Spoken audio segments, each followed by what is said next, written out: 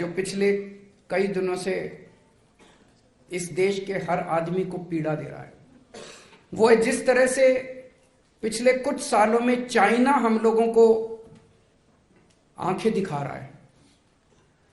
China जिस तरह से हमारे ऊपर जब कब छोटे बड़े हमले कर देता है।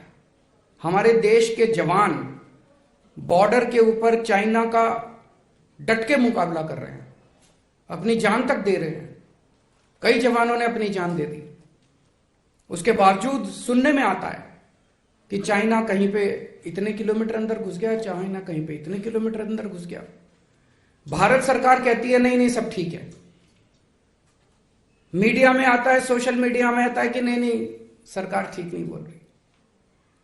अब एक तरफ चाइना हमें आंखें दिखा रहा है, एक तरफ बॉर्डर के ऊपर हमारा सैनिक जो है वो चाइना का डट के मुकाबला कर रहा है, अपनी जान तक दे रहा है।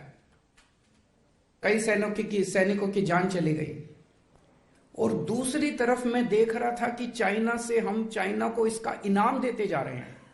हमारी सरकार, केंद्र सरकार को पता नहीं क्या हो गया, भारतीय जनता पार्टी की सरकार को पता नहीं क्या हो गया। उनको सजा देने की बजाय वो हमें आंख दिखाते हैं, उनकी आंख में आंख डाल के उनको जवाब देने की बजाय उनके साथ हम और सामान खरीद रहे हैं, उनसे चाइना से और सामान खरीद रहे हैं। 2020-21 में यानी कि पिछले से पिछले साल में हमने $65 बिलियन का चाइना का माल खरीदा। $65 बिलियन मतलब मोटे मोटे तौर पे 5.25 लाख करोड़ रुपए का सामान भारत ने चाइना से खरीदा। चाइना ने और आंख दिखाई। तो भारतीय जनता पार्टी की सरकार ने अगले साल $95 बिलियन का 7.5 लाख करोड़ का और सामान खरीदा, उनसे और सामान खरीदा। अरे आपको तो उनको सजा देनी चाहिए थी, उनको कहना चाहिए था कि या तो तमीज से रहो नहीं तो हम सामान खरीदना बंद कर देंगे तुमसे। करना चाहिए था कि नहीं करना चाहिए था? हमें तो उनको सजा देनी चाहिए थी, उनसे और माल खरीदने की।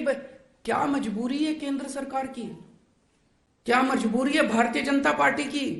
एक तरफ हमारे बॉर्डर पे सैनिक जान दे रहे हैं और दूसरी तरफ ये चाइना को इनाम पे इनाम देते जा रहे हैं, चाइना से और माल खरीद रहे हैं, और माल खरीद रहे हैं। क्यों? हमारे सैनिकों की जान की कोई कीमत नहीं है क्या? और माल क्या खरीदते हैं? चप्पलें इंपोर्ट हो रही है, कपड़े इंपोर्ट हो रहे हैं, खिलौने इंपोर्ट हो रहे हैं। ये हम नहीं बना सकते? चप्पलें हम नहीं बना सकते? कपड़े हम नहीं बना सकते? वहां से चश्मे इंपोर्ट हो रहे हैं। ये सारा सामान तो हम भी बना सकते हैं, भारत भी बना सकता है। भारत के अंदर भारत के लोगों को मैन्युफैक्चरिंग करने की बजाय सारा सामान चाइना से खरीद रहे हैं, चाइना को शाबाशी दे रहे हैं। चाइना कुछ तो मजबूरी है इन लोगों की, जो भारत को इन्होंने इस तरह से उनके सामने है। हमारे सैनिकों की जान की भी इनकी कोई परवाह नहीं है। कहते हैं चाइना से माल सस्ता आता है। अरे नहीं चाहिए हमको सस्ता माल, हम भारत का माल खरीद लेंगे चाहे कितने में भी बने। हमारे भारत के लोग जो हैं वो कट्टर देशभक्त हैं। अपने सैनिकों की जान की कीमत है हमारे लिए। हमें नहीं चाहिए चाइना का सस्ता माल। डबल कीमत पे भी अगर हमारे देश के अंदर माल बनेगा, डबल कीमत पे खरीद लेंगे अपने देश से माल। लेकिन चाइना से माल खरीदना बंद करो। आज मैं इस मंच के जरिए भारत के लोगों से अपील करता हूं कि चाइना के माल का बॉयकॉट करना शुरू करो। और मैं अपील करता हूं भारत सरकार से, थोड़ा सा दम दिखाओ यार, अपने देश के सैनिकों की थोड़ी सी इज्जत करना सीखो। भारतीय जनता पार्टी से अपील करता हूं, इस तरह से अपने को गिरवी मत रखो, इस तरह से चाइना के सामने अपना सर मत झुकाओ। ये पार्टी जिस तरह से चाइना के सामने सर झुका रही है। भारत, पूरा देश को एक साथ लो, एक एक भारतीय चाइना का सामान बायकॉट। और ये आने वाला ये 21वीं सदी है। यहां पे कोई ऐसा नहीं है कि एक देश दूसरे देश की जमीन पे कब्जा कर लेता है। ये सारा इकोनॉमी का खेल होता है, सारा व्यापार का खेल है।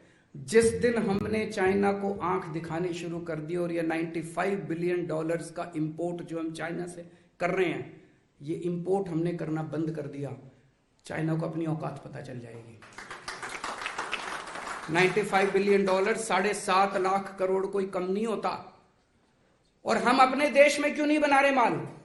चप्पलें बना सकते हैं, खिलौने बना सकते हैं, चश्मे बना सकते हैं, कपड़े बना सकते हैं। जो जो माल मैं लिस्ट देख रहा था, सारा माल जो जो चाइना से आया, और मैंने कई आर्टिकल्स पढ़े, अखबारों में खबर छपी है कि 90% से ज्यादा माल जो चाइना से हम मंगवा रहे हैं, ये सारा का सारा माल इंडिया के अंदर बन सकता है। इंडिया में क्यों नहीं बनाते? इंडिया में इन्होंने हमारे देश के लोगों की हालत इतनी पतली कर दी कि बड़े बड़े उद्योगपति अब देश छोड़ छोड़ के जा रहे हैं। बता रहे हैं पिछले 5-7 साल के अंदर 12.5 लाख लोग भारत छोड़ के चले गए।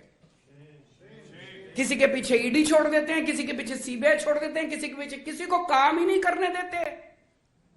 जितने हाई नेटवर्थ इंडिविजुअल्स हैं, हाई नेटवर्थ इंडिविजुअल्स मतलब जिनके पास पैसा है, उद्योगपति है, बड़े बड़े व्यापारी हैं, सब लोग देश छोड़ छोड़ के जा रहे हैं। दुखी हो गए हैं लोग, दुखी कर दिया लोगों के ऊपर फर्जी केस कर करके।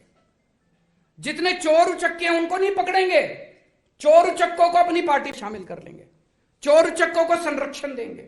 और जो ईमानदारी से काम करना चाहता है इस देश के अंदर, ईमानदारी से उद्योग चलाना चाहता है, ईमानदारी से इंडस्ट्री चलाना चाहता है, ईमानदारी से व्यापार करना चाहता है, उसके पीछे ईडी छोड़ देंगे, उसके पीछे सीबीआई छोड़ देंगे। वो बेचारा हाथ जोड़ के देश छोड़ के चला गया। इधर चाइना से हाथ मिलाते हैं, लेकिन जो लोग हमारे देश के अंदर व्यापार कर सकते हैं, उद्योग लगा सकते हैं, मैन्युफैक्चरिंग कर सकते हैं, देश के बच्चों को रोजगार दे सकते हैं, उनके पीछे ईडी छोड़ दी, वो सारे देश छोड़ छोड़। ऐसे देश कैसे आगे बढ़ेगा?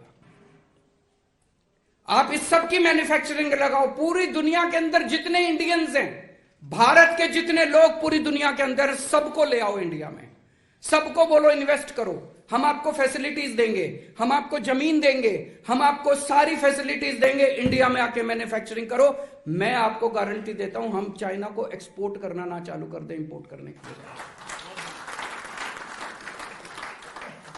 इंडियंस को तो तुम भगा रहे हो सबको इंडिया से, और चाइना वालों को गले लगा रहे हो, झूला झुलाते हो चाइना वालों को बुला के। अरे शर्म कर लो थोड़ी सी।